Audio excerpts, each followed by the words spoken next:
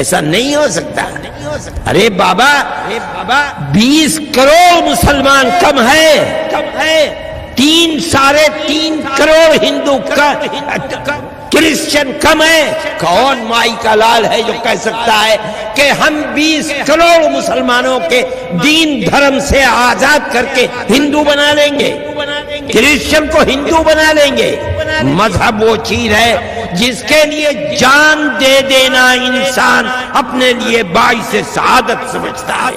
کیسے چھوٹ جائے گا؟ مولانا ارشد مدنی, مولانا ارشد مدنی, نفرت مرد آباد, مرد آباد, مرد آباد. یہ کہتے ہیں کہ سن 21 تک ہم ہندوستان کا خالص اس کو ہندو اسٹیٹ بنا لیں گے.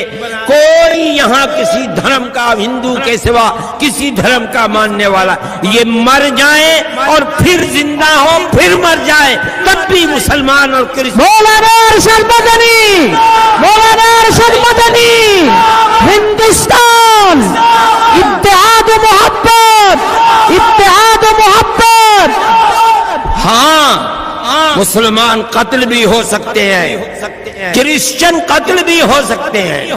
50,000 70 سال کے اندر فسادات کے اندر مر گئے. میں کہتا ہوں 50 لاکھ اور مر جائیں گے.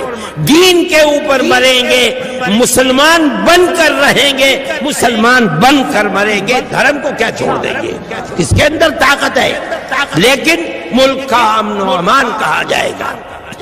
کیا جہاں لاکھوں مسلمان اپنی جان دینے کے لیے تیار ہوگا, کیا وہاں امن و امان رہ سکتا ہے؟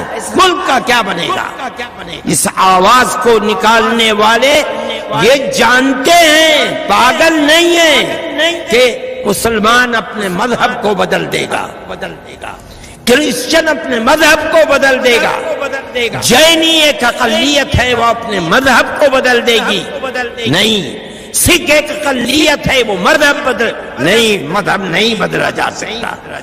وہ اپنی کمیونٹی جو بے پڑھے لوگ ہیں انہیں مذہب کی شراب پلا کر کے, مذہب کا دیوانہ بنا کر کے ہمیں موقع دو ملک کے اندر حکومت کرنے کا, ہم 6 سال میں پورے ملک کو ہندو ملک بنا ڈالیں گے, یہ کہنے کے لیے پاگل بنا رہے ہیں. لیکن میں ایک بات کہتا ہوں, جمعیت علماء ہند ہمیشہ فرقہ پرستی کی مخالف رہی ہے. ملک کی آزادی سے پہلے مسلم لیگ نے فرقہ پرستی کے لیے کام کیا. مسلم ہے تو مسلم لیگ میں آ. جمعیت علماء ہند تنہا ملک کی وہ جماعت تھی, علماء نے اپنے سر سے کفن باندھا اور ہم نے اس کی مخالفت کی. ہمارے بزرگوں کی ٹوپیاں مسلی گئیں, ان کے سروں سے عمامے اتار کر کے انہیں ذلیل کرنے کی کوشش کی گئی. ان کے